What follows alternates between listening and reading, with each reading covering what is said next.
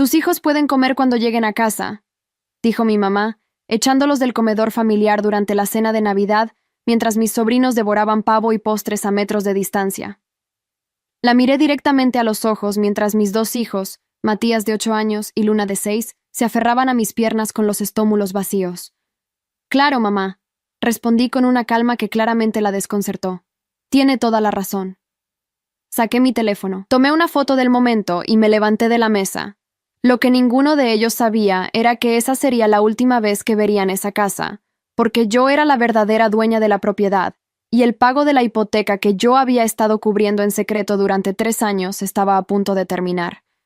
Mi nombre es Valentina Herrera, tengo 34 años, y hasta esa noche de Navidad del 2023 había mantenido en silencio uno de los secretos financieros más grandes de mi familia. Mientras mi madre Dolores presumía ante todos de su casa, mientras mi hermana Carolina organizaba fiestas como si fuera la dueña del lugar, yo había estado pagando religiosamente $2,300 mensuales para evitar que el banco se llevara la propiedad después de que mi padrastro Héctor la pusiera como garantía para un préstamo de negocios fallido 3 años atrás. La historia de cómo llegué a ese punto comenzó mucho antes, en mi infancia marcada por ser la otra hija. Cuando tenía 7 años, mi madre se casó con Héctor después de que mi padre biológico muriera en un accidente de tránsito. 2 años después nació Carolina, y desde ese momento, mi vida se convirtió en una comparación constante donde yo siempre quedaba en segundo lugar. Carolina era la bonita, la inteligente, la que haría algo grande con su vida. Yo era simplemente Valentina, la que recordaba tiempos difíciles que ellos preferían olvidar. Crecí acostumbrándome a las migajas. En mi cumpleaños número 15, mientras Carolina recibió una fiesta con mariachi y vestido de quinceañera importado, yo obtuve una pequeña reunión familiar y un pastel de supermercado. Cuando ambas nos graduamos de preparatoria, los ahorros familiares se destinaron por completo a la universidad privada de Carolina, mientras yo trabajé limpiando casas y sirviendo mesas para pagar una universidad pública. Es que Carolina tiene más potencial académico, explicaba mi madre sin el menor asomo de vergüenza. Tú eres más práctica, más de trabajar con las manos. A los 22 años conocí a Roberto en el hospital donde yo trabajaba como auxiliar de enfermería. Él era paramédico, 5 años mayor que yo, con una sonrisa que iluminaba cualquier habitación. Nos casamos 6 meses después en una ceremonia sencilla que mi familia apenas toleró asistir. ¿Por qué tanta prisa?, preguntó mi madre con ese tono que implicaba que estaba embarazada, aunque no lo estaba. Deberías esperar, hacer algo más elegante, como hará Carolina cuando se case. Pero Roberto y yo no quisimos esperar, y en retrospectiva, fueron los años más felices de mi vida. Matías nació cuando yo tenía 26 años, y Luna 2 años después. Roberto era un padre maravilloso, el tipo de hombre que llegaba cansado de turnos de 24 horas, y aún así encontraba energía para jugar con los niños antes de dormir. Trabajábamos duro, ahorrábamos lo que podíamos, y lentamente construíamos una vida estable. Compramos una casa modesta en las afueras de la ciudad. Nada lujoso, pero cálido y nuestro. Durante esos años, mi relación con mi familia fue cordial pero distante. Yo visitaba en ocasiones especiales, llevaba a los niños para que conocieran a sus abuelos, pero siempre sentía esa sutil corriente de desaprobación. Qué lástima que Valentina se conformó con tan poco. Escuché a mi madre decir una vez cuando no sabía que yo estaba escuchando. Carolina va a lograr mucho más. Y Carolina logró más, al menos superficialmente. Se casó con un abogado llamado Fernando a los 28 años en una boda que costó más de $50,000. Tuvieron 2 hijos, Sebastián y Camila, que se convirtieron en los consentidos absolutos de mis padres. Compraron una casa grande en un barrio exclusivo y se paseaban en un auto del año que cambiaban religiosamente cada 2 años. Para cualquier observador externo, Carolina había ganado en la vida, mientras que yo apenas sobrevivía. La verdad era más complicada. Yo había escuchado por años los problemas financieros de mi hermana y su esposo a través de conversaciones telefónicas que mi madre mantenía con ella, sin saber que yo estaba visitando. Las deudas de tarjetas de crédito, los préstamos para mantener las apariencias, las peleas constantes sobre dinero, pero mi familia prefería la ilusión de éxito de Carolina sobre mi realidad estable y modesta. Al menos Carolina se casó bien, decía mi madre, como si Roberto, que salvaba vidas cada día, no fuera suficiente. Todo cambió hace 3 años cuando Roberto murió. Un accidente durante una llamada de emergencia. Un conductor ebrio, que no respetó las luces de la ambulancia. En un instante, mi mundo se derrumbó. Me quedé viuda a los 31 años, con 2 niños pequeños y una montaña de dolor que amenazaba con ahogarme. Esperaba, ingenuamente, que mi familia me apoyara en ese momento oscuro. En cambio, encontré indiferencia apenas disfrazada de preocupación superficial. «Es terrible lo que pasó», dijo mi madre en el funeral. «Pero eres joven, encontrarás a alguien más». Carolina ni siquiera se ofreció a ayudar con los niños durante esas primeras semanas imposibles. «Tengo mis propios hijos de qué preocuparme», fue su respuesta cuando le pregunté si podía quedarse con Matías y Luna un fin de semana para que yo pudiera procesar el duelo. En cambio, fueron los compañeros de Roberto del servicio de paramédicos quienes organizaron una colecta, quienes me ayudaron con las cuentas iniciales, quienes realmente actuaron como familia. El seguro de vida de Roberto no fue una fortuna, pero fue suficiente para saldar nuestra hipoteca y dejar algo de colchón financiero. Regresé al trabajo después de 2 meses, ahora con turnos dobles para compensar la pérdida de ingresos. Los niños y yo aprendimos a vivir con el vacío de Roberto, creando nuevas rutinas, encontrando formas de honrar su memoria. Fueron tiempos duros, pero nos mantuvimos unidos, los 3 contra el mundo. Fue 6 meses después de la muerte de Roberto cuando mi madre apareció en mi puerta un martes por la tarde, algo inusual dado que rara vez me visitaba. Traía esa expresión que yo había aprendido a reconocer desde niña, esa mezcla de nerviosismo y determinación que significaba que iba a pedirme algo. «Valentina, necesito hablar contigo sobre algo importante», comenzó después de aceptar el café que le ofrecí por pura cortesía. La historia que me contó era predecible en su patetismo. Héctor había tomado un préstamo comercial 3 años atrás para expandir su negocio de refacciones automotrices, usando la casa familiar como garantía. El negocio fracasó espectacularmente, y ahora el banco amenazaba con ejecutar la hipoteca. Debían $185,000 y no tenían forma de pagarlo. «Vamos a perder la casa», dijo mi madre con lágrimas que parecían ensayadas. «La casa donde creciste, donde Carolina crió recuerdos con sus hijos. No podemos dejar que esto pase». «¿Y qué quieres que haga yo?», pregunté, aunque ya sabía la respuesta. «Tú tienes el dinero del seguro de Roberto», dijo ella con una audacia que me dejó sin aliento. «Podrías prestárnoslo, o mejor aún, ayudarnos con los pagos mensuales hasta que Héctor encuentre otro trabajo». No mencionó que Héctor tenía 62 años y había demostrado repetidamente su incompetencia en los negocios. No mencionó que Carolina y Fernando, con sus salarios supuestamente altos, no habían ofrecido ayudar. No mencionó los años de menosprecio, los favoritismos descarados, las migajas emocionales que había sido mi porción familiar. «Necesito pensarlo», fue todo lo que dije. Durante las siguientes semanas, la campaña de presión fue intensa. Mi madre llamaba diariamente, describiendo en detalle dramático cómo terminarían en la calle. Carolina me envió un mensaje de texto que decía: «Si realmente amas a esta familia, ayudarás». Incluso Héctor, quien rara vez me hablaba directamente, apareció en mi trabajo para explicarme lo desesperada que era la situación. Lo que ninguno de ellos sabía era que yo había estado investigando, haciendo números, consultando con un asesor financiero en quien confiaba. Finalmente tomé una decisión que sorprendió a todos, incluida yo misma. Negocié directamente con el banco, usando mi excelente crédito y el dinero del seguro como aval. Pagué la deuda de $185,000, pero con una condición crucial. La casa se transferiría completamente a mi nombre. Mis padres firmaron los papeles sin pensarlo demasiado, desesperados por mantener su techo. «Es solo una formalidad legal», les aseguré, «para proteger la inversión». Ellos asintieron, agradecidos de mantener su casa, sin darse cuenta de que legalmente ya no les pertenecía. El acuerdo verbal era simple. Ellos vivirían en la casa sin pagar renta. Yo cubriría la hipoteca mensual de $2,300 que tomé para no agotar completamente mis ahorros. Y cuando Héctor encontrara trabajo estable, discutiríamos cómo devolverme gradualmente. Por supuesto, Héctor nunca encontró ese trabajo estable. En cambio, él y mi madre se instalaron cómodamente en la casa que ahora era legalmente mía, olvidando convenientemente que yo estaba sacrificando 1/3 de mi salario mensual para mantenerlos allí. Lo que sucedió en los siguientes 3 años fue una escalada gradual de entitled behavior, que debería haberme preparado para lo que eventualmente ocurriría. Primero fueron las pequeñas cosas.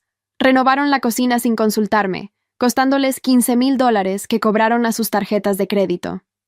Cuando les pregunté al respecto, mi madre respondió: «Es nuestra casa. Necesitábamos una cocina mejor». El hecho de que legalmente no era su casa pareció no importarles. Luego Carolina comenzó a organizar reuniones familiares cada vez más elaboradas en casa de mamá. Fiestas de cumpleaños para sus hijos con payasos y ponis, cenas de Navidad para 20 personas, celebraciones de graduación. Yo era invitada de manera obligatoria, un afterthought necesario para mantener las apariencias. Mis hijos y yo siempre éramos tratados como visitantes de segunda clase. Las sobras de comida, los asientos menos cómodos, la habitación más pequeña cuando ocasionalmente nos quedábamos a dormir. El tratamiento diferencial hacia mis hijos versus los de Carolina se volvió cada vez más obvio y doloroso. Sebastián y Camila recibían regalos caros en cada ocasión. Bicicletas nuevas, videojuegos, ropa de marca. Matías y Luna recibían juguetes de oferta o ropa de segunda mano. Es que tu hermana gana más, puede darnos más para gastar en sus hijos, explicó mi madre una vez cuando Luna preguntó por qué su prima tenía un teléfono nuevo, mientras ella seguía usando mi viejo celular. Nunca mencionó que yo era quien pagaba la casa donde todos esos regalos se guardaban, pero yo tragaba mi orgullo y mi resentimiento. Quizás por costumbre, quizás por esa esperanza patética de que algún día me verían realmente, me valorarían verdaderamente. Continué pagando religiosamente la hipoteca cada mes, sacrificando vacaciones familiares, ropa nueva para mis hijos, reparaciones necesarias en mi propia casa. Es por la familia, me decía a mí misma. Roberto habría querido que yo hiciera lo correcto. Los meses previos a esa fatídica Navidad fueron particularmente difíciles. Mi madre había sido diagnosticada con diabetes tipo 2 y necesitaba medicamentos caros. Yo agregué $500 mensuales a mi contribución para cubrir sus medicinas. Héctor necesitó una cirugía de rodilla, otros $3,000 de mi cuenta de ahorros. Carolina y Fernando pasaron por una crisis financiera temporal y dejaron de contribuir a las cuentas de servicios de la casa de mis padres por 6 meses. Adivina quién las cubrió. Durante todo este tiempo, no le dije a nadie sobre mi situación financiera real. En el trabajo, era conocida como la enfermera trabajadora que hacía turnos extras constantemente. Mis compañeros asumían que era porque necesitaba el dinero para mantener a mis hijos sola. La verdad era que necesitaba el dinero para mantener a mis hijos y secretamente a mi familia extendida, que me trataba como ciudadana de segunda clase. La tensión explotó finalmente 2 semanas antes de Navidad. Carolina anunció en el chat familiar que habían decidido celebrar en la casa de mamá, como siempre, pero con un cambio. Sería una cena formal con invitados externos, amigos de negocios de Fernando que podrían ser útiles para su carrera. Así que todos necesitan vestirse apropiadamente, escribió. Nada de ropa informal o niños corriendo por todas partes sin supervisión. El comentario iba claramente dirigido a mí y a mis hijos. Cuando llegó la Navidad, me preparé mental y emocionalmente para otra tarde de ser invisible. Gasté $150 que no tenía en ropa nueva y apropiada para Matías y Luna, asegurándome de que se vieran presentables para los estándares de mi hermana.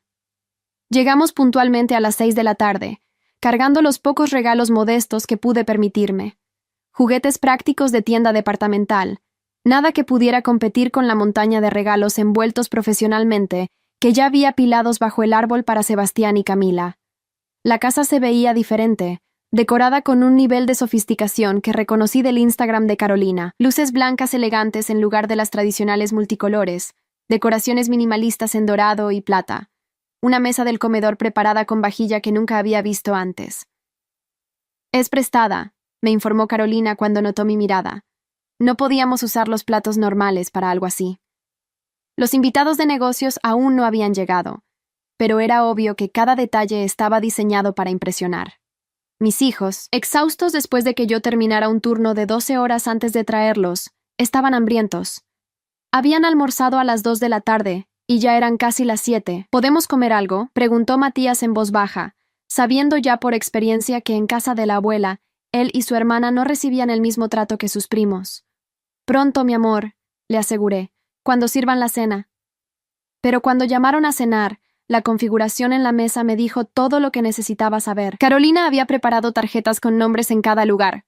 Sus hijos, Sebastián y Camila, tenían asientos destacados cerca del centro de la mesa. Mis padres presidían las cabeceras. Fernando y Carolina flanqueaban estratégicamente a los invitados de negocios que ahora comenzaban a llegar. Al final de la mesa, casi en la esquina donde se unía con la pared, habían colocado 3 sillas apretadas para mí y mis hijos. Perfecto, dijo Carolina cuando vio que habíamos encontrado nuestros lugares. Los niños pequeños aquí al final, donde pueden moverse si necesitan levantarse sin molestar a los adultos. Matías tenía 8 años y Luna 6, exactamente las mismas edades de sus primos, pero aparentemente solo mis hijos calificaban como niños pequeños que necesitaban ser segregados. La cena comenzó y fue inmediatamente evidente que había 2 niveles de servicio. El pavo, el jamón, los acompañamientos elaborados circulaban primero por el centro de la mesa, entre los invitados importantes y la familia real. Para cuando las bandejas llegaron a nuestro extremo, quedaban principalmente huesos y sobras. «Ah, se acabó el puré», observó mi madre con una indiferencia estudiada cuando Luna preguntó por él.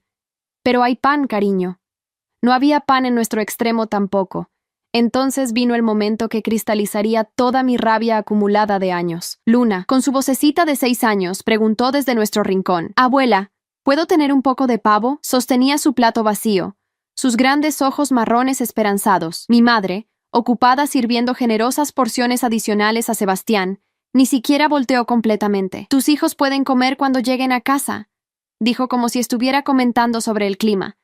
«Esto es para la cena formal». El comedor se quedó en silencio absoluto por 2 segundos que parecieron eternos. Los invitados de negocios intercambiaron miradas incómodas. Carolina miró fijamente su plato. Héctor continuó cortando su carne como si nada hubiera pasado. Y en ese momento de horrible claridad, algo dentro de mí simplemente se rompió, pero no de la manera que ellos esperaban. No era devastación, era liberación. Me levanté de mi silla con una calma que sorprendió incluso a mí misma. Saqué mi teléfono y deliberadamente tomé una foto de la escena. La mesa abundante en un extremo, los platos vacíos de mis hijos en el otro, la expresión de mi madre volteando finalmente a verme, con lo que podría haber sido el principio del remordimiento. Después tomé otra foto de Sebastián con su plato rebosante de comida, y una tercera del rostro confundido de Luna sosteniendo su plato vacío. «Claro, mamá», dije con una voz tan serena que varios cabezas se voltearon hacia mí. «Tienes toda la razón.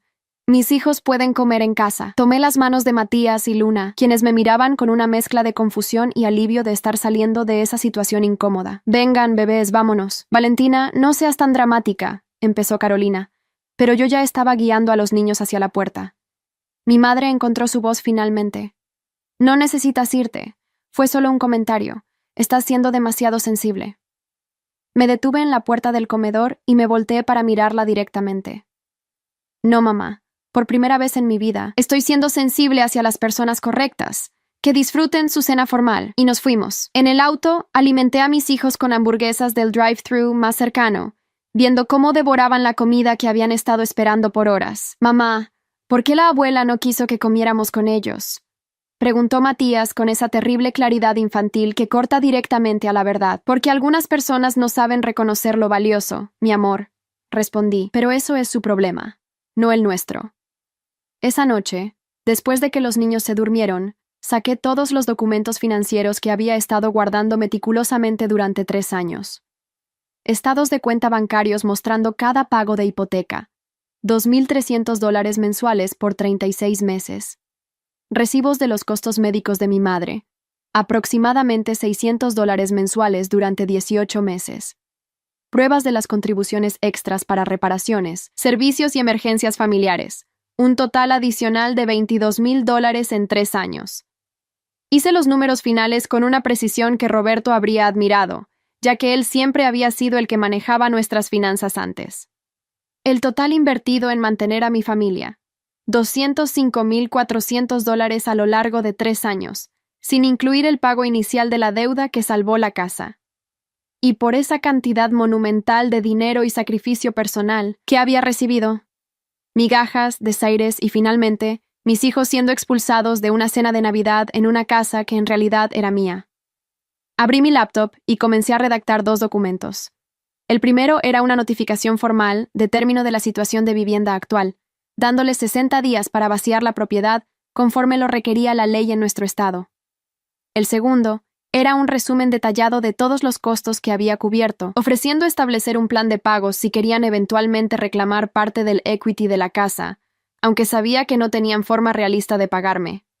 Llamé a un abogado el día después de Navidad, una mujer llamada Patricia Mendoza, que había manejado algunos asuntos legales menores para mí después de la muerte de Roberto. Le expliqué la situación completa. La propiedad a mi nombre, los 3 años de pagos no reconocidos, el tratamiento a mis hijos. Patricia escuchó en silencio, tomando notas. Legalmente tienes todo el derecho, confirmó después de revisar los documentos que le llevé.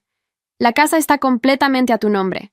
Has estado más que generosa permitiéndoles vivir allí sin renta durante 3 años. Cualquier juez vería esto como un caso claro. Hizo una pausa antes de agregar. Pero Valentina, necesitas estar absolutamente segura. Esto va a destruir tu relación con tu familia, probablemente de forma permanente. ¿Qué relación? Respondí con una amargura que había estado guardando durante décadas. ¿La relación donde soy una cartera ambulante? ¿Donde mis hijos son ciudadanos de segunda clase? ¿Donde mi difunto esposo es considerado inferior porque era paramédico y no abogado? Esa no es una relación que valga la pena salvar. Patricia asintió con comprensión profesional. Entonces procedamos. Voy a preparar los documentos de desalojo formal. En nuestro estado, como propietaria, debes dar 60 días de notificación. El proceso será sencillo dado que no hay disputa sobre la propiedad.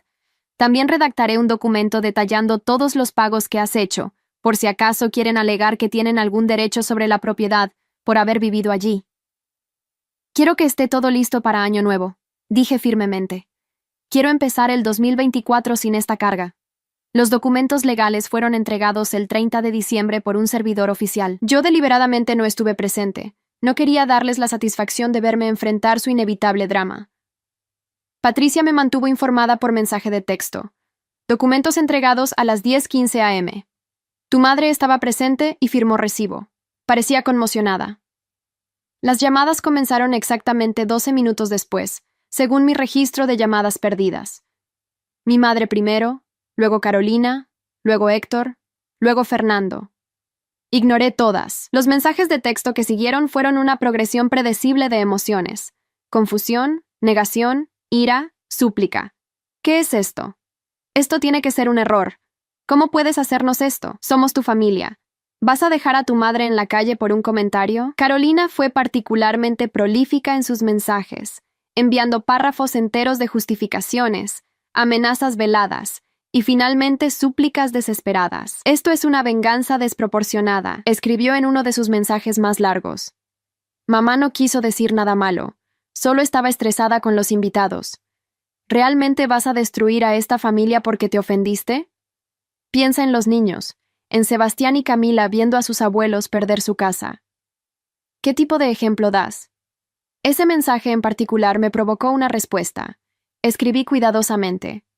Tienes razón sobre dar ejemplo a los niños.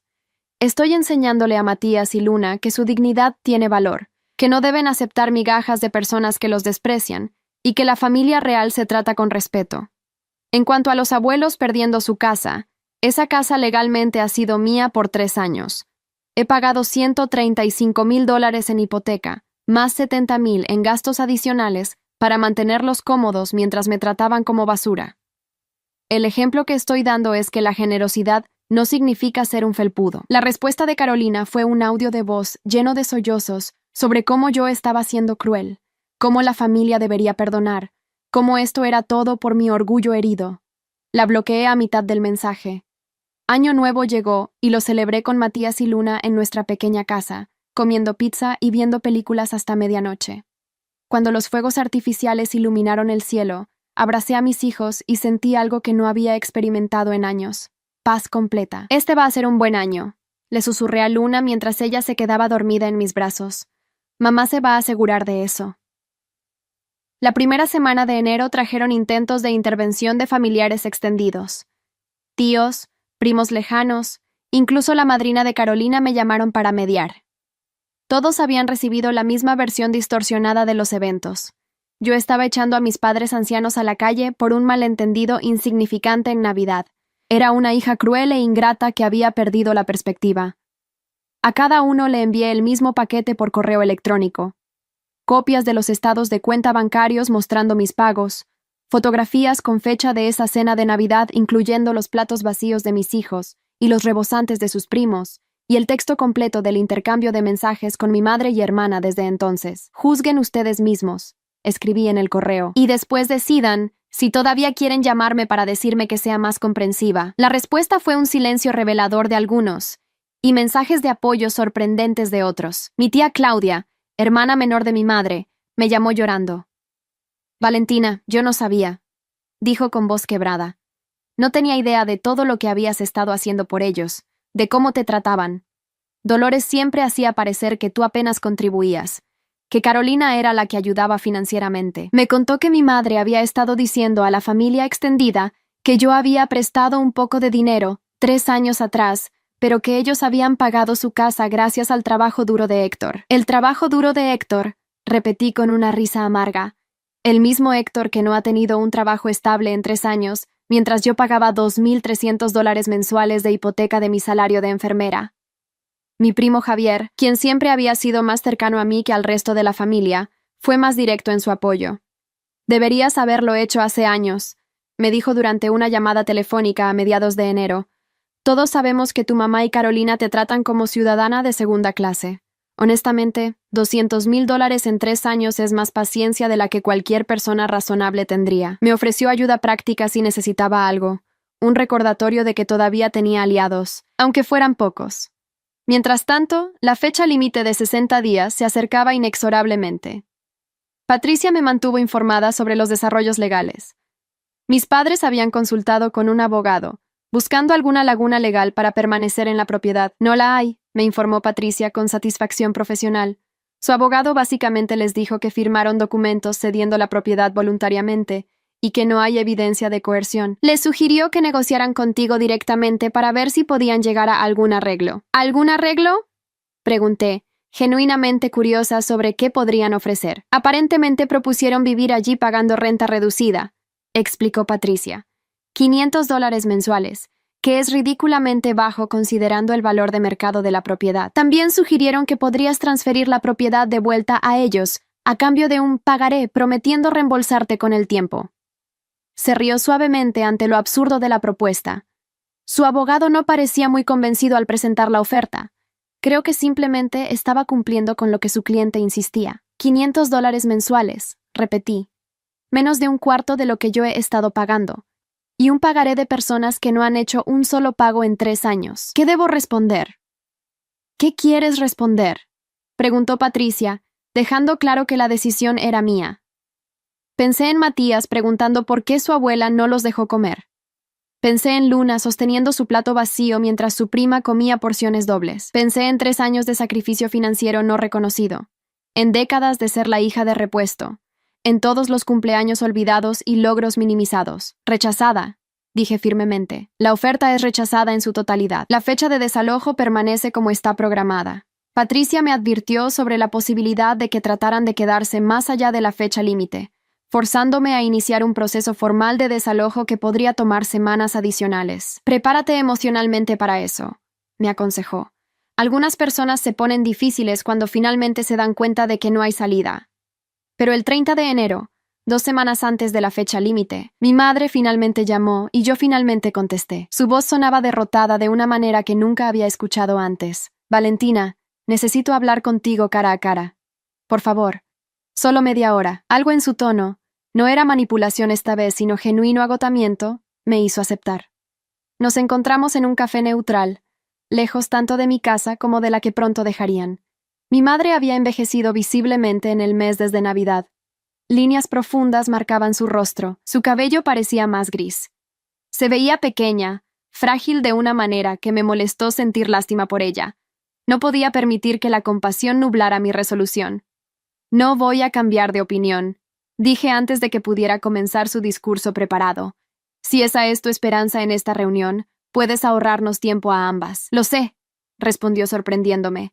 Tu abogada dejó muy claro que esto va a suceder sin importar qué. Héctor y yo hemos encontrado un apartamento pequeño que podemos pagar con su pensión y mi seguro social. Carolina nos está ayudando con el depósito. Una pausa amarga. Resulta que cuando realmente lo necesitas, ella puede encontrar algo de dinero después de todo. ¿Entonces por qué querías verme?, pregunté, manteniendo mi tono neutral. Porque necesito entender, dijo mi madre, y por primera vez en mi vida vi algo parecido a la autorreflexión en sus ojos. ¿Cuándo perdí a mi hija? Porque sí te perdí, ¿verdad? No es solo por la casa o por la Navidad. Yo te perdí hace mucho tiempo y ni siquiera me di cuenta hasta que fue demasiado tarde. Sus palabras me desarmaron temporalmente. ¿Realmente quieres saber? Pregunté. ¿O esto es alguna estrategia nueva para hacerme sentir culpable? Quiero saber, respondió, y algo en su voz me hizo creerle. He estado despierta todas las noches desde que recibimos esos papeles, pensando en todo. Hablé con tu tía Claudia, quien me dijo todo lo que le enviaste. Vi esos números, Valentina. $200,000. ¿Cómo no sabía? Porque nunca preguntaste, respondí simplemente. ¿Nunca te preguntaste cómo una enfermera viuda con 2 niños podía pagar la hipoteca de una casa que ni siquiera era suya? Asumiste que estaba bien porque era conveniente asumirlo. Igual que siempre asumiste que yo estaba bien siendo la segunda opción, la hija de repuesto, la que podía manejar migajas porque era más fuerte o más práctica que Carolina. Mi madre se quedó en silencio, lágrimas corriendo por sus mejillas. Tu padre, comenzó, refiriéndose a mi padre biológico. Siempre decía que tú eras especial, que tenías esta fuerza que no se podía enseñar. Cuando murió y me casé con Héctor, creo que usé esa fuerza como excusa. Como Carolina necesitaba más atención, más ayuda, más de todo, yo te dejé a un lado pensando que tú podías manejarlo. Y pude, dije sin emoción, pero eso no significaba que debiera tener que hacerlo sola. Esa fuerza que admirabas debería haber sido nutrida, no explotada. Lo sé, susurró mi madre. Lo veo ahora. He estado ciega por tanto tiempo, favoreciendo a Carolina porque era más frágil, porque necesitaba más ayuda. Pero al hacer eso, te hice invisible. Y luego, cuando empezaste a ayudarnos con el dinero, fue tan fácil dejarte seguir haciéndolo. No tener que agradecerte apropiadamente, no tener que reconocer el sacrificio porque eso significaría admitir cuánto dependíamos de ti. ¿Y la Navidad? Pregunté, llegando al corazón del asunto. Cuando le dijiste a mis hijos que podían comer en casa mientras alimentabas segundas porciones a sus primos. Mi madre cerró los ojos como si el recuerdo le causara dolor físico. Estaba tan enfocada en impresionar a los invitados de Fernando, en asegurarme de que todo se viera perfecto para Carolina. Cuando Luna pidió comida, solo vi un obstáculo para esa perfección. No vi a mi nieta. No te vi a ti sacrificándote nuevamente para estar allí a pesar de todo. Solo vi una interrupción a lo que yo decidí que era importante. Abrió los ojos y me miró directamente. No hay excusa. Fue cruel e imperdonable. Y el hecho de que no lo vi así en el momento me dice todo lo que necesito saber sobre en qué me he convertido. La honestidad brutal de su admisión me tomó por sorpresa. Había esperado negación, justificaciones, o ese tipo de disculpa, que había recibido toda mi vida. En cambio, esto era reconocimiento real del daño causado. ¿Por qué ahora?, pregunté, genuinamente confundida. ¿Por qué esta claridad ahora que estás perdiendo la casa? Porque perder la casa me obligó a ver todo claramente, respondió. Cuando pensé que tenía todo seguro, cuando asumí que tu generosidad era infinita, podía seguir con mis ilusiones. Podía seguir creyendo que era una buena madre, que había tratado a mis hijas equitativamente, que la situación familiar era simplemente que Carolina necesitaba más apoyo y tú estabas bien por tu cuenta. Se secó las lágrimas con una servilleta arrugada. Pero cuando recibimos esos papeles legales, cuando vi en blanco y negro que habías pagado $135,000 en hipoteca más todos esos otros gastos, cuando Héctor y yo tuvimos que enfrentar que estábamos literalmente sin hogar sin tu caridad continua, todas esas ilusiones se derrumbaron. No puedo pretender más. No puedo justificar cómo te tratamos. ¿Qué hay de Carolina?, pregunté. ¿Ella también ha tenido esta epifanía? Mi madre negó con la cabeza tristemente. Tu hermana está furiosa contigo. Ella ve esto como una traición, como tú siendo cruel y vengativa. Le he tratado de explicar, de mostrarle los números, de hacerla entender cuánto has hecho por esta familia, pero ella no quiere escuchar. Para ella, tú eres la villana que está echando a tus padres ancianos a la calle por un comentario en la cena. Por supuesto que lo ve así, respondí con amargura. Carolina nunca ha tenido que enfrentar consecuencias reales por nada. Siempre ha habido alguien que limpia sus desastres, que paga sus cuentas, que protege su imagen perfecta. ¿Por qué empezaría a entender ahora? No lo hará, admitió mi madre. Y esa es mi culpa también. La crié para creer que el mundo le debía comodidad, mientras te crié para creer que tenías que ganártelo todo. Arruiné a ambas de diferentes maneras. Nos quedamos en silencio por un momento. El zumbido del café llenando el espacio entre nosotras. Finalmente pregunté la cuestión que había estado rondando en mi mente. ¿Qué quieres de esta conversación, mamá? ¿Disculpas? ¿Perdón? ¿Una segunda oportunidad? Honestamente no sé, respondió.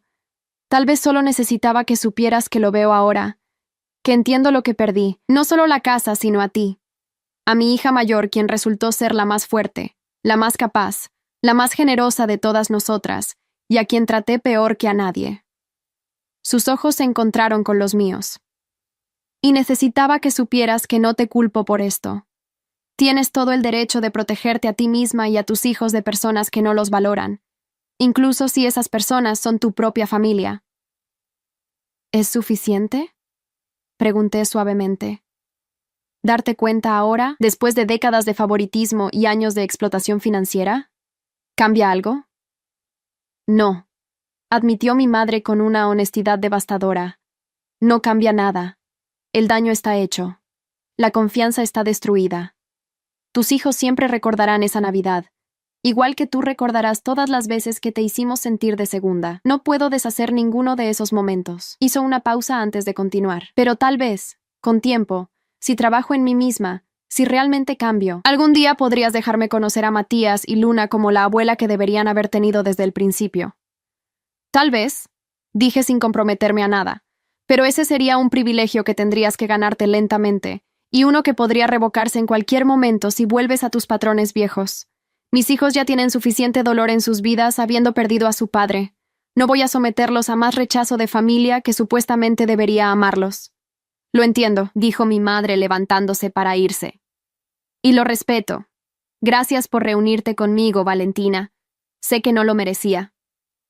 Dudó antes de agregar: tu papá, tu verdadero papá, estaría orgulloso de la mujer que te has vuelto. Yo debería haberte dicho eso hace años. La vi alejarse, esta mujer que me había dado vida pero tampoco más, y sentí una mezcla compleja de emociones. No era perdón, no todavía, quizás nunca completamente, pero era algo, un reconocimiento diminuto de que tal vez, eventualmente, podría haber algún tipo de relación diferente, más saludable, o tal vez no. El tiempo lo diría. El día de la mudanza llegó el 14 de febrero, día de San Valentín, lo cual sentí que era apropiado de alguna manera perversa. Un amor propio finalmente expresado a través de límites mantenidos. Contraté a una compañía de mudanzas profesional para asegurarme de que el proceso fuera suave. No quería ningún drama o acusaciones de daños a pertenencias. Llegué a la casa a las 9 de la mañana para supervisar. Mis padres habían embalado eficientemente, cajas etiquetadas cuidadosamente apiladas en cada habitación. La casa se veía extraña, medio vacía, como un esqueleto de los recuerdos familiares que alguna vez albergó. Mi madre estaba allí, coordinando con los trabajadores de mudanza, mientras Héctor cargaba cajas pequeñas al camión de renta que habían conseguido para los artículos que los profesionales no llevarían. Carolina apareció a media mañana, claramente allí para dar apoyo moral a nuestros padres. Me ignoró completamente, dirigiéndole toda su atención a mamá, abrazándola dramáticamente, como si esto fuera una tragedia griega en lugar de consecuencias naturales de años de maltrato. No puedo creer que ella esté haciendo esto.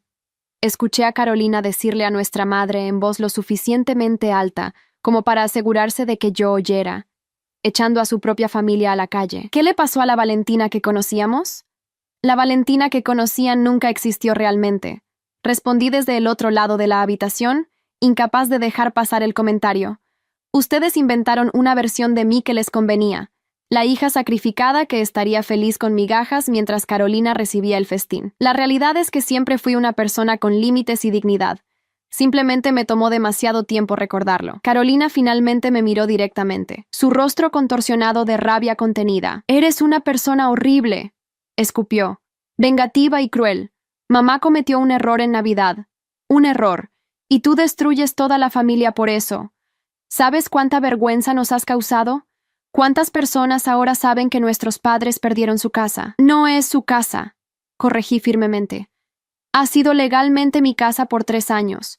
Una casa que pagué completamente mientras ustedes asumieron que les pertenecía. Y no es por un error en Navidad. Carolina, es por décadas de tratarme como secundaria, años de explotación financiera, y un patrón constante de favorecer tus necesidades y las de tus hijos sobre las mías. La miré directamente. Dime, ¿Cuánto has contribuido financieramente a ayudar a nuestros padres en los últimos 3 años? El silencio que siguió fue respuesta suficiente. Carolina desvió la mirada, incapaz de mantener el contacto visual. Eso es lo que pensé. Continué. 0 aportación, pero primera en línea para los beneficios. Al menos mamá ha reconocido su parte en esta dinámica. ¿Cuándo vas a hacer lo mismo? No tengo nada que reconocer, respondió Carolina defensivamente. Siempre he sido una buena hija. Una buena hermana. No es mi culpa que tú eligieras casarte con un paramédico en lugar de alguien exitoso.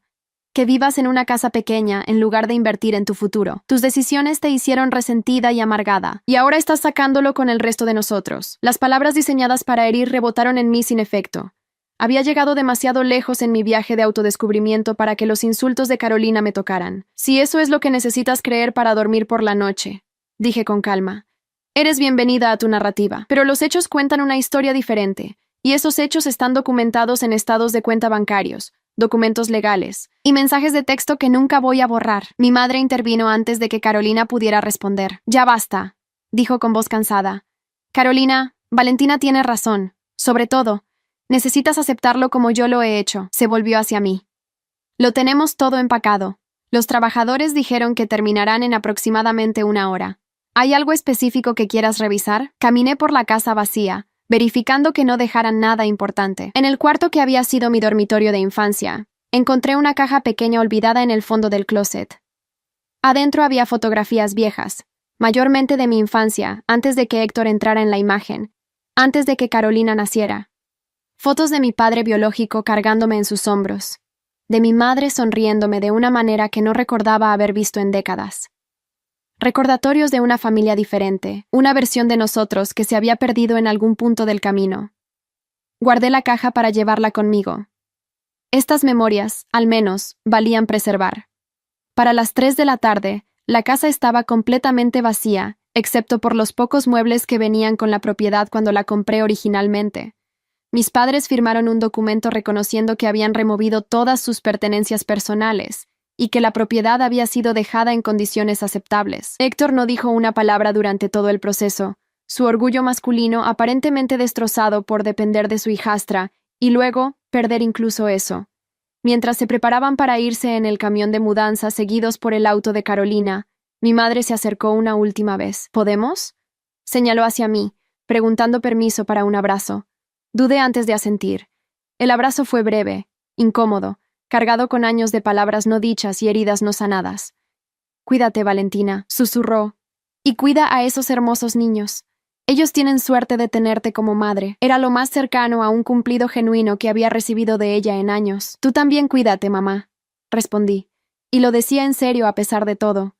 No le deseaba mal, solo quería que estuviera fuera de mi vida hasta que pudiera demostrar un cambio real y duradero. Los vi alejarse. 3 generaciones de mala dinámica familiar finalmente llegando a su fin inevitable. Carolina no miró atrás. Héctor mantenía los ojos al frente, derrotado.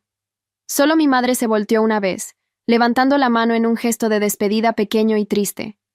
Devolví el gesto, sintiendo algo que podría haber sido tristeza o podría haber sido alivio. Probablemente ambos. Cerré la puerta de la casa ahora vacía y me senté en el piso de la sala, rodeada por ecos de décadas de historia familiar. Esta casa había visto mi infancia, mis luchas, los primeros pasos de mis sobrinos, innumerables cenas de acción de gracias y navidades. Ahora era solo espacio vacío, esperando ser rellenado con nuevos recuerdos, nuevos ocupantes, un nuevo capítulo. Saqué mi teléfono y llamé a Patricia. Ya se fueron, informé. La casa está vacía y en buenas condiciones. ¿Cuál es el siguiente paso? Ahora decides qué hacer con la propiedad, explicó Patricia. Puedes venderla, rentarla a precio de mercado, o incluso mudarte allí si quieres más espacio para ti y los niños. Es completamente tu decisión. Pensé en las opciones. La casa valía aproximadamente $450,000 según las tasaciones recientes. Venderla me daría capital significativo, quizás suficiente para pagar completamente mi propia casa pequeña y establecer fondos universitarios reales para Matías y Luna. Rentarla generaría ingreso pasivo, aproximadamente $2,000 mensuales después de gastos, suficiente para mejorar significativamente nuestra calidad de vida. Voy a rentarla, decidí después de un momento de reflexión, pero no inmediatamente. Primero voy a renovarla, hacer algunas mejoras, borrar los rastros de lo que fue. Luego encontraremos buenos inquilinos que la traten como el hogar que merece ser. Sabia decisión, aprobó Patricia. Y simbólicamente apropiada. Transformar el espacio antes de permitir que alguien más lo habite. Esa noche, después de recoger a Matías y Luna de la casa de Javier donde habían pasado el día jugando con sus hijos, les conté sobre la casa ahora vacía. ¿Podemos ir a verla?, preguntó Matías con curiosidad de 8 años. ¿Antes de que otras personas vivan allí? Los llevé al día siguiente. Caminaron por las habitaciones vacías, sus pasos haciendo eco en el espacio despojado. Luna encontró el cuarto que había sido de mi infancia. ¿Este era tu cuarto, mami?, preguntó, sus ojos recorriendo las paredes desnudas. Sí, mi amor, respondí. Aquí crecí, soñé, planifiqué mi futuro. ¿Y sabes qué aprendí en este cuarto? ¿Qué?, preguntaron ambos niños al unísono. Aprendí que a veces las personas que supuestamente deben amarte más te hacen sentir pequeña. Pero también aprendí que eso dice más sobre ellas que sobre ti. Y lo más importante, me arrodillé para estar a su altura. Aprendí que ustedes dos merecen gente en sus vidas que los hagan sentir grandes, importantes, valorados. Por eso ya no venimos aquí para cenas familiares. Matías asintió con una comprensión más allá de sus años. Porque la abuela nos hizo sentir pequeños en Navidad. No era una pregunta. Exactamente, confirmé. Y mamá no va a permitir que nadie, ni siquiera familia, los haga sentir así nunca más. ¿Podemos conseguir pizza para cenar?, preguntó Luna, su mente infantil ya moviéndose al siguiente pensamiento, y me reí de lo maravillosamente resilientes que eran los niños. Podemos conseguir toda la pizza que quieran, prometí. Y salimos de esa casa juntos, dejando atrás fantasmas de navidades pasadas y construyendo hacia futuros más brillantes. Las semanas siguientes a la mudanza trajeron una paz inesperada a mi vida. Sin los pagos de hipoteca de mis padres drenando mi cuenta bancaria, de repente tenía recursos financieros reales por primera vez en 3 años. Pagué mi propia hipoteca adelantada por 6 meses. Abrí cuentas de ahorro para Matías y Luna. Compré un auto usado pero confiable para reemplazar el mío que estaba muriendo. Pequeñas mejoras que hicieron una gran diferencia en nuestra calidad de vida diaria. Contraté a un contratista recomendado por Javier para hacer renovaciones en la casa familiar. Nada extravagante, pero actualizaciones que aumentarían el valor de renta. Pintura fresca, electrodomésticos modernos, pisos nuevos en las áreas principales. Quiero que se vea diferente, le expliqué al contratista, como si fuera una casa completamente nueva. Él entendió sin que tuviera que elaborar sobre por qué. El trabajo de renovación tomó 2 meses. Durante ese tiempo, mantuve contacto mínimo con mi familia. Mi madre me enviaba mensajes de texto ocasionales, actualizaciones simples sobre su vida en el apartamento pequeño que compartía con Héctor. Nos estamos ajustando, escribió en uno de sus mensajes. Es diferente pero manejable. Héctor encontró trabajo de medio tiempo en una ferretería. Paga muy poco, pero es algo. No pedía dinero, no pedía favores, solo compartía información. Era un cambio refrescante. Carolina, predeciblemente, había cortado todo contacto. Me bloqueó en redes sociales y no respondía a ningún intento de comunicación de mi parte, no que hubiera intentado mucho. A través de mi madre, supe que Carolina estaba diciendo a cualquiera que escuchara que yo había destruido maliciosamente a la familia, que era una vengadora cruel que había sacado a personas ancianas de su hogar por un desacuerdo menor. La narrativa de víctima le quedaba bien, como siempre. Lo que Carolina no sabía, pero yo sí porque mi madre eventualmente me lo contó, era que la crisis financiera que Carolina y Fernando habían experimentado era mucho peor de lo que habían admitido. Resultó que Fernando había perdido su trabajo en el bufete de abogados 6 meses atrás, después de lo que mi madre describió vagamente como problemas éticos, que no quiso elaborar. Habían estado viviendo de tarjetas de crédito y el ingreso de Carolina desde entonces, acumulando deudas que ahora amenazaban con hacerlos perder su propia casa. Por eso nunca pudieron ayudar con tu padre y conmigo, explicó mi madre durante una de nuestras cada vez más frecuentes conversaciones telefónicas. Estaban demasiado orgullosos para admitir sus propios problemas. Más fácil hacerte parecer la villana que reconocer que ellos tampoco tenían recursos para contribuir. La ironía no se me escapó. Carolina, quien había presumido de su vida perfecta, quien me había menospreciado por mis elecciones modestas, estaba en una situación financiera potencialmente peor que la mía. Y sin embargo, nunca había pensado en pedirme ayuda directamente, probablemente porque significaría admitir que su hermana inferior estaba en mejor posición. Para abril, las renovaciones estaban completas y la casa lucía transformada. Las paredes color beige que mi madre había insistido en mantener por décadas ahora eran un gris claro moderno. Los viejos electrodomésticos de cocina habían sido reemplazados por modelos eficientes de acero inoxidable. Los pisos de alfombra gastada dieron paso al laminado de madera que brillaba bajo la luz natural. Era la misma casa estructuralmente, pero se sentía completamente diferente, limpia de las memorias pesadas que había cargado. Contraté a una agente de bienes raíces llamada Mónica para manejar el alquiler de la propiedad. Ella sugirió un precio de renta de $2,200 mensuales, justo debajo del valor de mercado para atraer inquilinos de calidad rápidamente. Con las renovaciones que hiciste, explicó durante nuestra reunión, esta propiedad se va a rentar rápido. Yo proyecto que tendremos candidatos sólidos dentro de 2 semanas. Tenía razón. En 10 días, teníamos 5 aplicaciones de familias interesadas. Mónica las revisó cuidadosamente, verificando crédito, referencias de empleadores e historial de alquileres previos. Esta pareja se destaca, me dijo señalando una aplicación en particular. Ambos son maestros, tienen un hijo pequeño, impecable historial de crédito y referencias glowing de sus propietarios anteriores. Estaban buscando algo en este vecindario específico por las escuelas. Revisé la aplicación, Daniel y Patricia Ruiz, ambos de 33 años, con un hijo de 4 años llamado Mateo. Ella enseñaba 3er grado, él enseñaba educación física en preparatoria. En sus cartas de intención, describieron estar buscando una casa familiar en un vecindario seguro con buenas escuelas, algo lo suficientemente espacioso para que Mateo creciera, pero dentro de su presupuesto con salarios de maestros. Esta familia, decidí sin dudarlo, ellos son perfectos. Algo sobre una joven familia de maestros, gente que se dedicaba a educar niños por salarios modestos, transformando una casa que había sido símbolo de superficialidad y favoritismo en un hogar para personas que hacían trabajo significativo, se sentía justamente poético. Los Reed se mudaron el 1 de mayo. Les ofrecí hacerles un tour personal de la casa y el vecindario. Patricia tenía esa energía cálida que reconocí en buenos maestros, el tipo de persona que realmente se preocupa por hacer diferencia. Daniel era más tranquilo pero igual de genuino. Su hijo Mateo corrió emocionado de habitación en habitación, ya imaginando dónde pondrían sus juguetes, cuál cuarto sería el suyo. Esta casa es perfecta para nosotros, dijo Patricia mientras firmábamos el contrato de arrendamiento final. Ha sido tan difícil encontrar algo que podamos pagar en un buen vecindario. Cuando vimos su listado, honestamente pensamos que era demasiado bueno para ser verdad. Quiero que familias buenas puedan permitirse vivir en lugares buenos, respondí honestamente. Especialmente familias como la suya, que están haciendo trabajo importante en la comunidad.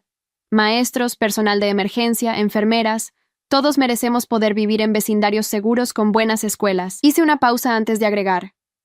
Mi esposo era paramédico antes de morir. Siempre creía que las personas que servían a la comunidad deberían ser tratadas mejor. Patricia puso su mano sobre la mía. Lo siento mucho por su pérdida, y gracias por hacer esto accesible para nosotros. Vamos a cuidar este lugar como si fuera nuestro. Viéndolos desempacar sus pertenencias ese día, observando a Mateo correr por el jardín que sería su espacio de juego, sentí un cierre que no había anticipado. Esta casa, que había representado tanto dolor y dinámica familiar tóxica, ahora albergaría a una familia que la apreciaría. Las risas de un niño llenarían espacios donde mis propios hijos habían sido rechazados. Amor y calidez reemplazarían años de favoritismo y frialdad. El cheque de renta mensual de $2,200 comenzó a llegar como reloj cada 1 del mes. Esa cantidad, combinada con mi salario de enfermería y lo que había ahorrado sin pagar la hipoteca de mis padres, transformó mi situación financiera. Por primera vez desde la muerte de Roberto, no vivía quincena a quincena. Podía permitirme cosas pequeñas que habían estado fuera de alcance. Llevarlo a Matías y Luna a eventos deportivos, comprarles ropa nueva en lugar de segunda mano, incluso planear unas vacaciones modestas para el verano. Más importante que los recursos financieros era el espacio mental que recuperé. Sin el estrés constante de estirar mi presupuesto para cubrir los gastos de mi familia, sin el peso emocional de ser tomada por garantía, encontré que tenía energía para cosas que había descuidado. Empecé a salir con amigas del trabajo. Me inscribí en una clase de yoga los sábados por la mañana. Incluso, con mucha vacilación, acepté una cita con un compañero enfermero llamado Andrés, quien había estado sutilmente interesado por meses. La cita con Andrés fue agradable, si no revolucionaria. Cenamos en un restaurante mexicano local. Hablamos sobre nuestro trabajo, nuestras vidas. Él era divorciado con una hija de 10 años, así que entendía las complejidades de ser padre soltero. No hubo chispas inmediatas, pero había potencial. Y más importante, me recordó que podía ser algo más allá de madre y enfermera y ATM familiar. Podía ser simplemente Valentina, una mujer con sus propios intereses y posibilidades. Mi madre y yo gradualmente establecimos un nuevo tipo de relación. No era cercana, no todavía, pero era honesta de maneras que nunca había sido antes. Hablábamos por teléfono cada par de semanas, conversaciones que eran sorprendentemente abiertas. Ella me contaba sobre su vida ajustándose a menos espacio y menos recursos, admitiendo las dificultades sin buscar que yo las solucionara. Es humillante a esta edad, me confesó durante una llamada a principios de junio. Héctor y yo trabajando trabajos de medio tiempo, contando cada peso, pero también es revelador. Veo ahora cómo vivíamos tan por encima de nuestros medios, cómo dependíamos de tu generosidad sin siquiera reconocerlo apropiadamente. Estamos aprendiendo a vivir con lo que realmente tenemos. Y honestamente, no es terrible una vez que aceptas la realidad. Me alegra que estés encontrando tu camino, respondí, y lo decía sinceramente. Carolina está luchando más, continuó mi madre, su voz cargada de preocupación materna que recordaba de mi infancia, solo que rara vez dirigida hacia mí. Perdieron su casa el mes pasado. Ejecución hipotecaria. Tuvieron que mudarse a un apartamento en un vecindario mucho menos deseable. Fernando todavía está sin trabajo. Los niños están teniendo problemas adaptándose. Ella está completamente destrozada. Sentí una punzada de compasión por mis sobrinos, inocentes en todo esto, pero poca simpatía por Carolina misma. ¿Ella está trabajando?, pregunté. Sí, consiguió un segundo trabajo en las noches. Está exhausta todo el tiempo. Y amargada. Mi madre hizo una pausa significativamente. Muy amargada. Principalmente hacia ti. Ella tomó sus propias decisiones. Dije firmemente, igual que yo tomé las mías. La diferencia es que yo viví dentro de mis medios mientras ella vivió en una fantasía financiada por crédito y orgullo. Lo sé, suspiró mi madre. Se lo he dicho, pero ella no quiere escuchar. Para ella, todo su sufrimiento actual es culpa tuya por destruir a la familia, como si su colapso financiero no hubiera estado llegando sin importar lo que tú hicieras. Cambié de tema, sin ganas de gastar energía discutiendo el rehúso de Carolina de asumir responsabilidad. ¿Cómo está tu salud? ¿Estás tomando tus medicamentos regularmente? Sí, respondió. Me inscribí en uno de esos programas de asistencia para prescripciones. Es burocrático, pero ayuda con los costos. Y he perdido peso con toda esta actividad extra, lo cual el médico dice es bueno para mi diabetes. Hablamos un poco más antes de despedirnos, y colgué sintiendo ese mismo complejo mezcla de emociones. No era reconciliación completa, pero era comunicación honesta, que era más de lo que habíamos tenido en décadas. En julio, Matías cumplió 9 años.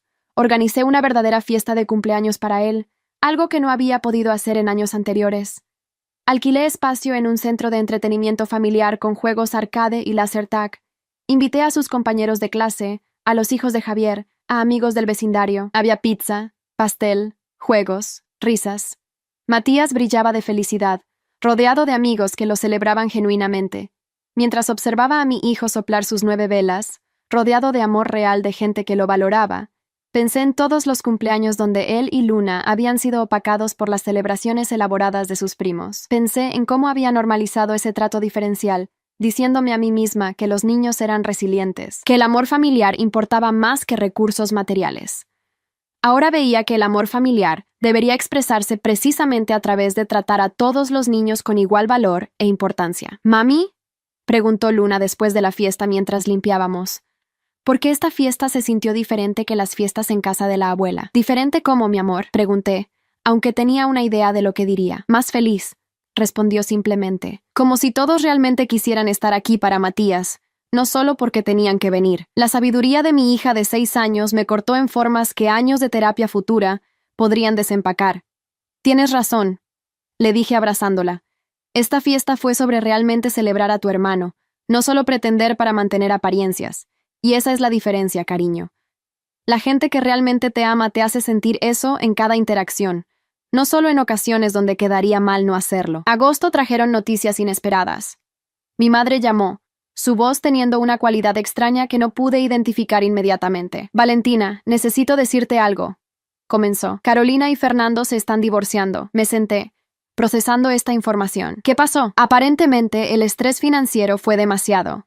Han estado peleando constantemente. Fernando le confesó que una de las razones por las que perdió su trabajo fue porque estaba teniendo una aventura con una asistente legal junior en su firma. Todo explotó. Carolina lo echó. Ahora están en medio de un divorcio feo, peleando por custodia y lo poco que les queda de activos.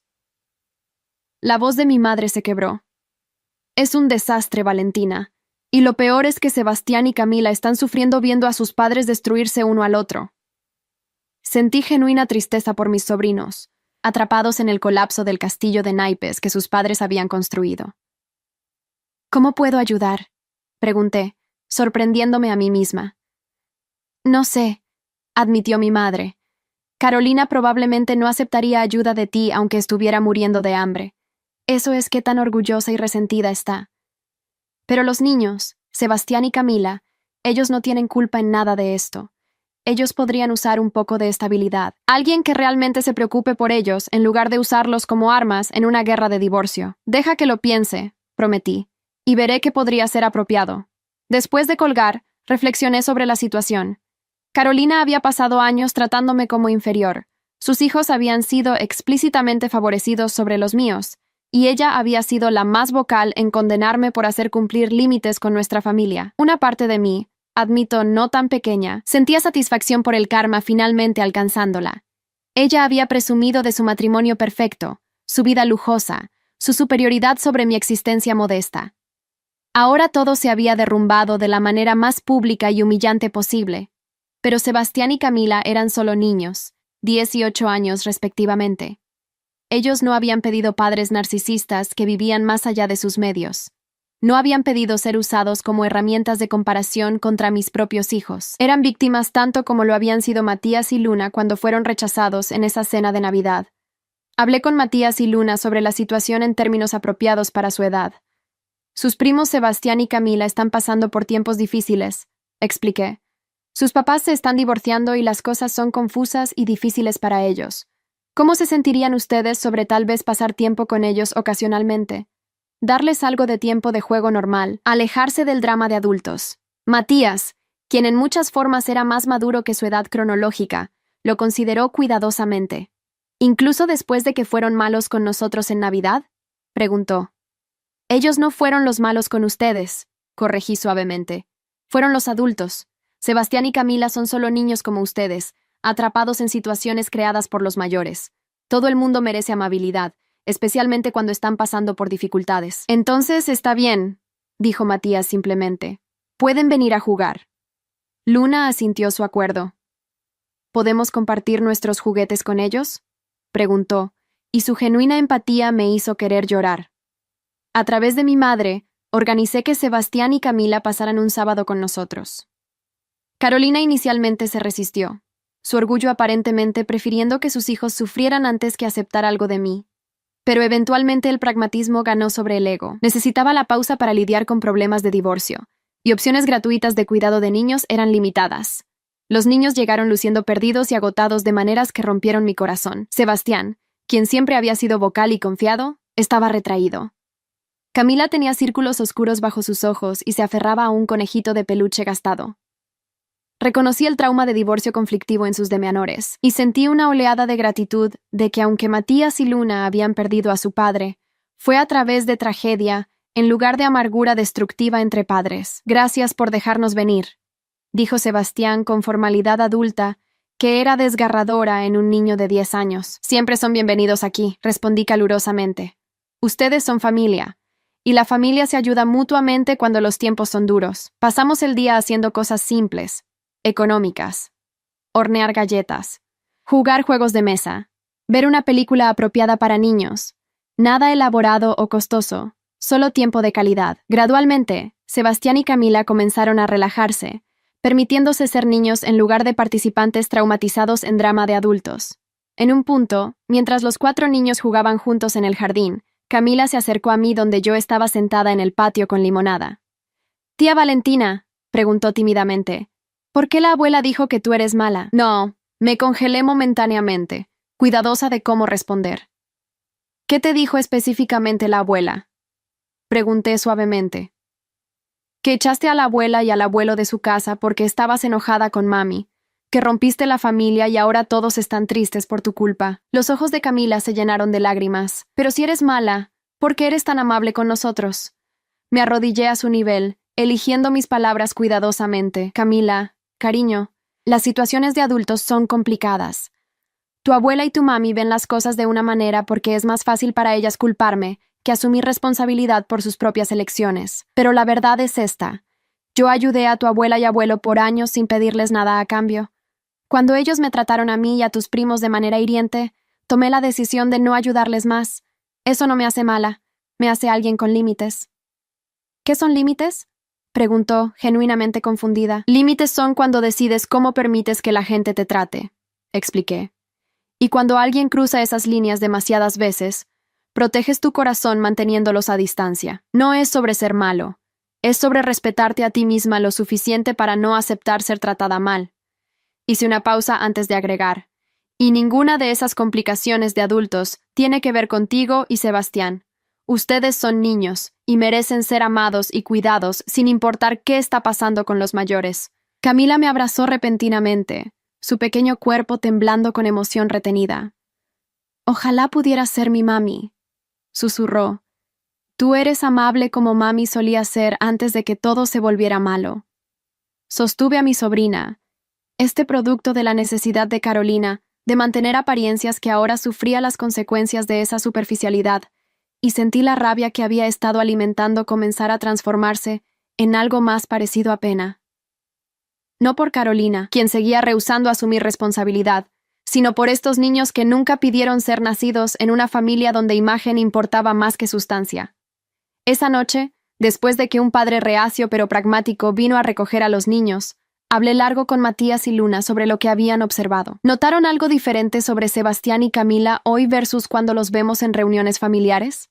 Pregunté. Fueron más callados, observó Matías, y Camila lloró cuando pensó que nadie la veía. Estaban tristes, agregó Luna simplemente. Exactamente, confirmé. Porque cuando pierdes cosas que creías que eran estables, tu casa, tu familia unida, la sensación de seguridad, duele mucho. Y aunque sus padres hicieron las elecciones que llevaron a esta situación, Sebastián y Camila no tienen control sobre nada de eso. Son solo pasajeros en la vida de otras personas. Como nosotros cuando papá murió, dijo Matías en voz baja, haciendo la conexión. Similar, asentí, aunque las situaciones son diferentes. Perdieron a su papá por tragedia, algo que nadie pudo prevenir. Sebastián y Camila están perdiendo su estructura familiar por decisiones que sus padres hicieron, por priorizar cosas equivocadas. Los miré a ambos directamente. Por eso es tan importante que ustedes entiendan. Las cosas materiales, las casas grandes, los autos caros, ninguno de eso importa tanto como cómo tratamos a las personas. Sus primos tenían todo eso, pero sus padres construyeron esa vida en cimientos de deuda y engaño. Eventualmente eso colapsa. Prefiero nuestra casa, declaró Luna con confianza de 6 años. Incluso si es pequeña. Es feliz aquí. Es feliz aquí, eché, apoyando su palabra inventada. Y eso es porque construimos nuestra vida en cosas reales. Amor, honestidad, respeto. Esas son las cosas que duran. A lo largo de agosto y septiembre, Sebastián y Camila se volvieron visitantes regulares de nuestro hogar. Cada par de semanas pasaban un sábado con nosotros, escapando temporalmente del campo de batalla que se había vuelto su vida cotidiana. Vi cómo gradualmente volvían a ser niños, riendo más libremente, jugando sin la tensión que llevaban inicialmente. Mi relación con mi madre continuó evolucionando también.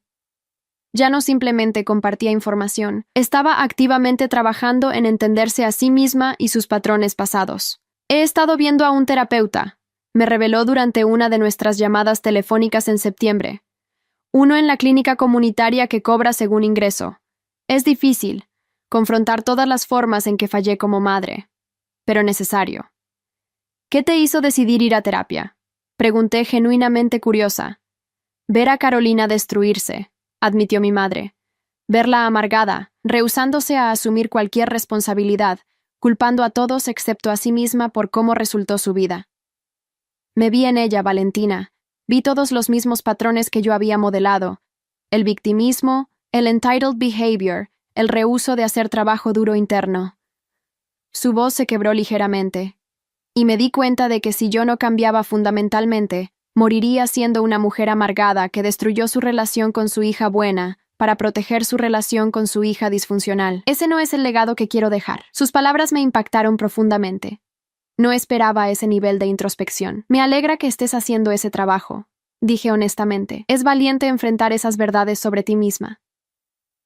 No es valentía, corrigió ella. Es supervivencia. Porque la alternativa es morir sola, habiendo perdido a la única hija que realmente se paró por sí misma, la única que tuvo suficiente columna vertebral para decir no más. Hice una pausa antes de continuar. Mi terapeuta me ayudó a ver que siempre respeté tu fuerza, pero también la resentí porque exponía mi propia debilidad. Fue más fácil favorecerte a Carolina, quien necesitaba mi validación constante, que enfrentar que mi hija fuerte merecía celebración en lugar de explotación. Hablamos por más de 1 hora esa noche, la conversación más profunda que habíamos tenido posiblemente nunca. No absolvió años de dolor, pero fue un comienzo real hacia algo que podría eventualmente parecerse a una relación madre-hija sana. Carolina, en contraste, se hundió más en su amargura. A través de mi madre, escuché sobre sus crecientes problemas financieros, sus batallas de custodia con Fernando, su rehúso de aceptar trabajo que consideraba debajo de ella. Sigue esperando que su vieja vida regrese mágicamente. Mi madre me explicó con frustración. Actúa como si esto fuera temporal, como si Fernando de repente volviera y todo volvería a como era. Está viviendo en negación completa. ¿Has tratado de hacerla enfrentar realidad? Pregunté. Constantemente, suspiró mi madre. Pero ella me acusa de estar del lado tuyo, de haber sido lavado de cerebro por ti. En su mente, todos sus problemas derivan de ti destruyendo a la familia. El hecho de que Fernando la engañó, que ellos vivieron en deuda masiva por años, que sus propias elecciones crearon este colapso. Nada de eso registra. Eres más fácil de culpar. Entonces déjala. Respondí con una paz que me sorprendió. Déjala culparme si eso es lo que necesita para sobrevivir. Yo sé la verdad. Tú sabes la verdad. Cualquiera dispuesto a ver la evidencia sabe la verdad. Su negación no es mi problema que resolver. A fines de septiembre, recibí un inesperado mensaje de texto de Carolina. Era la primera comunicación directa entre nosotras desde enero. El mensaje decía simplemente: necesito hablar contigo. Es sobre Sebastián y Camila. Dudé antes de responder, preguntándome qué podría motivar a Carolina a contactarme después de meses de silencio y resentimiento. Finalmente escribí de vuelta: ¿qué pasa con los niños? Su respuesta llegó después de varios minutos. Están pidiendo verte más. Preguntan constantemente cuándo pueden ir a tu casa otra vez. Fernando está usando esto en contra mía en la batalla de custodia, argumentando que yo soy tan tóxica que mis propios hijos prefieren pasar tiempo con mi hermana estrangada. Una pausa. Luego otro mensaje. Necesito que dejes de verlos. Leí los mensajes 2 veces, procesando la audacia absoluta de su demanda. Después de meses de proporcionarle cuidado de niños gratuito, después de darle a sus hijos refugio del caos que ella y Fernando habían creado, ahora me pedía que los cortara porque su ego no podía manejar que ellos disfrutaran tiempo conmigo. Escribí de vuelta cuidadosamente. No voy a hacer eso. Sebastián y Camila necesitan estabilidad y adultos en sus vidas que no los usen como armas. Si eso te hace sentir amenazada, ese es tu problema que trabajar, no el de ellos que sufrir. Su respuesta fue inmediata y predeciblemente hostil. Siempre supiste cómo hacer que todo fuera sobre ti. ¿No puedes simplemente dejar a mi familia en paz? Ya destruiste suficiente. Siguieron mensajes adicionales cargados de acusaciones, pero los bloqueé antes de terminar de leer. No más toxicidad. No más permitir que el resentimiento de Carolina envenenara mi paz de mente. Llamé a mi madre para informarle sobre el intercambio. Carolina me pidió que dejara de ver a sus hijos. Expliqué. Obviamente no voy a hacer eso a menos que ella oficialmente me prohíba contacto, lo cual sospecho no puede hacer legalmente dado que me los está dejando como favor.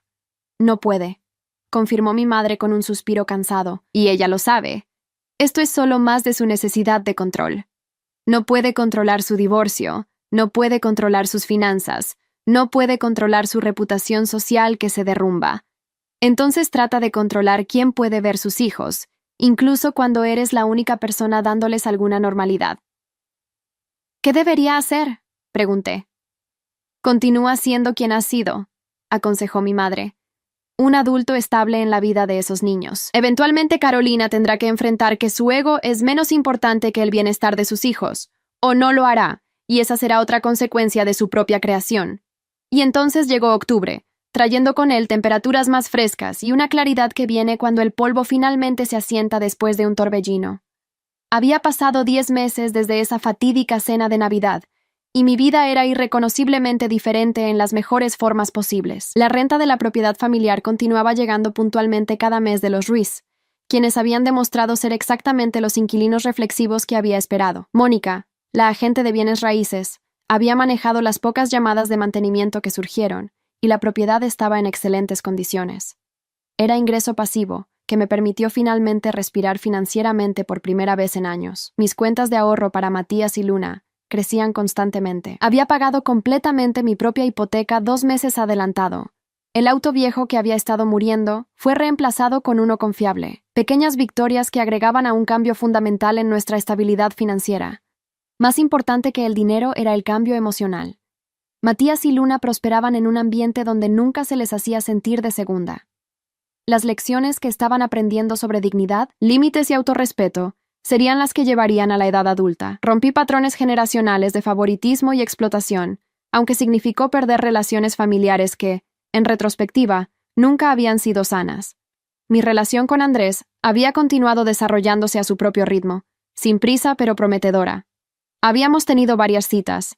Él había conocido a Matías y Luna, quienes lo aprobaron cautamente, y yo había conocido a su hija Sofía. Ninguno de nosotros estaba apurándose hacia nada serio, ambos llevando nuestro equipaje de relaciones pasadas, pero había potencial. Más importante, estaba reaprendiendo que merecía compañía masculina que fuera respetuosa y equitativa. Mi relación con mi madre continuaba siendo complicada pero en evolución. Su trabajo en terapia era evidente en nuestras conversaciones, una disposición para reflexionar honestamente sobre el pasado en lugar de defenderlo o minimizarlo. Habíamos progresado lo suficiente para que yo la invitara a Halloween con Matías y Luna, nuestra primera actividad familiar desde Navidad. Ella llegó a mi casa la tarde de Halloween trayendo disfraces modestos, pero pensativos que había comprado para los niños, un astronauta para Matías y una superhéroe para Luna. Vi estos y pensé en ellos, explicó tímidamente. Espero que esté bien. No quería exceder ningún límite. Es perfecto, le aseguré. Apreciando su consideración por mis límites, los niños van a amarlos. Vimos mientras Matías y Luna se probaban los disfraces, dando vueltas para mostrar cada detalle. Mi madre aplaudía y elogiaba con una calidez que reconocí de fotos viejas de mi primera infancia, antes de que la dinámica familiar se torciera. «¡Qué astronauta tan guapo!», le dijo a Matías. «Vas a llegar hasta la Luna. Y a Luna. Toda superhéroe necesita un buen disfraz. Este te queda perfectamente». Mientras nos preparábamos para salir a pedir dulces, mi madre tomó mi mano brevemente. «Gracias», dijo en voz baja, «por darme otra oportunidad. Sé que no la merezco». «Todos merecemos oportunidades de crecer», respondí. «Pero esta vez es diferente. No voy a sacrificar el bienestar de mis hijos por mantener apariencias de armonía familiar. Si alguna vez vuelves a patrones viejos, los límites regresan inmediatamente. ¿Está claro?» «Completamente», asintió, y algo en sus ojos me dijo que hablaba en serio. Esa noche, caminando por el vecindario, mientras Matías y Luna corrían de casa en casa colectando dulces con mi madre, comentando alegremente sobre cada disfraz que veíamos, sentí algo parecido a paz familiar por primera vez en décadas. No era perfecto, probablemente nunca lo sería, pero era honesto, y eso lo hacía real en formas que nuestra familia nunca había sido antes. De vuelta en casa después de pedir dulces, mientras Matías y Luna organizaban su botín en el piso de la sala, mi madre preguntó silenciosamente: «¿Alguna vez podrás perdonarme realmente? No solo tolerarme, sino perdonar verdaderamente». Consideré la pregunta honestamente. «No sé», admití. «El perdón no es un interruptor que enciendo. Es un proceso que puede tomar años, si es que sucede. Lo que sé es que aprecio el esfuerzo que estás haciendo, y estoy dispuesta a ver hacia dónde lleva, pero la confianza se gana lentamente y se pierde rápidamente. Eres su abuela, y Matías y Luna merecen esa relación si puedes ser la abuela que necesitan». «Quiero serlo», dijo fervientemente. «Más que nada». «Entonces demuéstralo», respondí. «No con palabras, sino con acciones consistentes. No con grandes gestos, sino con pequeños actos de presencia confiable. Aparece en sus vidas consistentemente. Valóralos equitativamente.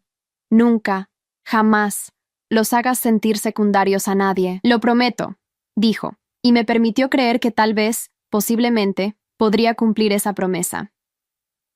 Después de que mi madre se fue, mientras acostaba a Matías y Luna en sus camas con su botín de dulces clasificado en pilas en sus escritorios, Luna preguntó soñolienta: «Mami, ¿la abuela va a ser amable todo el tiempo ahora?» «No sé, mi amor», respondí honestamente. «Está tratando de cambiar, lo cual es bueno. Pero nosotros vamos a proteger nuestros corazones siendo cuidadosos. Vamos a disfrutar los buenos momentos, pero recordar nuestras lecciones sobre límites. ¿Está bien?» «Está bien», bostezó. «Mientras tengamos el uno al otro. Siempre tendremos el uno al otro», prometí, besando su frente. Eso nunca cambia. En mi propia cama esa noche, reflexioné sobre el año que había pasado. 12 meses atrás, había estado atrapada en un ciclo de dar sin recibir, sacrificándome financiera y emocionalmente para una familia que me había tomado completamente por garantía. La humillación de esa cena de Navidad había sido el catalizador que necesitaba para finalmente romper ese ciclo. Las decisiones que tomé después, echándolos de la casa que estaba pagando, cortando soporte financiero, estableciendo límites firmes, habían sido controvertidas. Mi familia extendida había estado dividida en su reacción. Algunos me llamaron cruel y vengativa, otros me llamaron valiente y con razón. Carolina me había demonizado completamente, incapaz de aceptar su parte en cómo colapsó la dinámica familiar. Pero lo único que importaba era esto. Matías y Luna estaban creciendo en un ambiente donde su valor era indiscutible. Estaban aprendiendo que el respeto propio no es negociable, que la familia no significa aceptar maltrato, y que la verdadera fuerza viene de saber cuándo alejarse de situaciones tóxicas incluso cuando duele. ¿Extrañaba la comodidad de familia extendida? A veces. ¿Deseaba que las cosas hubieran sido diferentes? Por supuesto. Pero no al costo de mi dignidad o la de mis hijos. Algunos puentes necesitan quemarse para que puedas construir mejores en su lugar. El viaje de esa Navidad al presente había sido doloroso, complicado y transformador. Había perdido relaciones que pensé que eran intocables. Había ganado claridad sobre mi propio valor que debería haber tenido décadas atrás. Y había aprendido la lección más importante de todas, que a veces el acto de amor más profundo es decir no más, retirarte, proteger tu corazón y empezar de nuevo. Mientras me quedaba dormida esa noche de Halloween, pensé en el año siguiente, más consolidación financiera. Quizás explorar una relación seria con Andrés, si las cosas continuaban desarrollándose positivamente. Continuar nutriendo la recuperación de mi relación con mi madre, mientras permanecía vigilante sobre límites. Proporcionarle a Sebastián y Camila estabilidad continua sin importar cómo Carolina respondiera. Y sobre todo, asegurarme de que Matías y Luna nunca, jamás, dudaran de su valor fundamental. La casa que una vez representó mi explotación, ahora representaba mi liberación financiera. Los padres que una vez me habían tomado por garantía, ahora trabajaban para ganarse su camino de vuelta a mi vida. La hermana que me había despreciado ahora, enfrentaba las consecuencias de sus propias elecciones, sin tenerme como chivo expiatorio financiero. Y yo, que una vez había sido la hija invisible, ahora vivía completamente visible en mi propia vida, definiendo mi propio valor, estableciendo mis propios términos.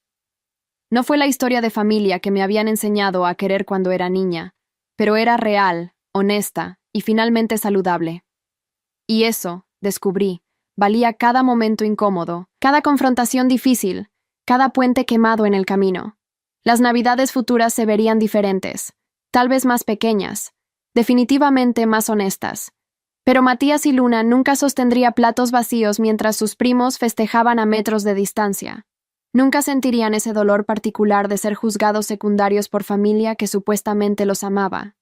Esa era la venganza real, no la casa o el dinero, sino romper el ciclo para que mis hijos nunca tuvieran que aprender las lecciones brutales que yo había aprendido. Y tal vez, solo tal vez, si mi madre continuaba su trabajo y Carolina eventualmente enfrentaba sus propios demons, algún día futuro podríamos construir algo parecido a familia real. Pero esta vez sería construida en honestidad, respeto mutuo y valoración equitativa de todos los miembros. O no lo haríamos, y seguiría estando bien. Porque había aprendido finalmente que puedes elegir tu familia, y a veces la familia que eliges es simplemente tu auto, tus hijos, y cualquiera más que demuestre que te valora verdaderamente. Los meses desde aquella Navidad me habían enseñado algo esencial, que establecer límites no es cruel, es autopreservación, que la lealtad familiar no puede ser unidireccional, y que a veces La mejor venganza no es venganza en absoluto, sino simplemente negarte a seguir siendo cómplice en tu propia disminución. Cerré el capítulo de mi vida de ser la hija invisible, la cartera ambulante, la conveniente solucionadora de problemas. Abrí un nuevo capítulo donde mi valor no estaba en negociación, donde mis hijos veían modelado autorrespeto, y donde las relaciones estaban basadas en respeto mutuo o no existían en absoluto. Era un final más feliz de lo que había imaginado hace un año, cuando estaba parada en ese comedor, viendo a mis hijos ser rechazados. No porque todo fuera perfecto, sino porque había reclamado mi derecho a una vida donde importo, donde mis contribuciones son reconocidas, y donde mi amor no es explotado sin fin. Y eso, resultó, era la historia de éxito más grande de todas.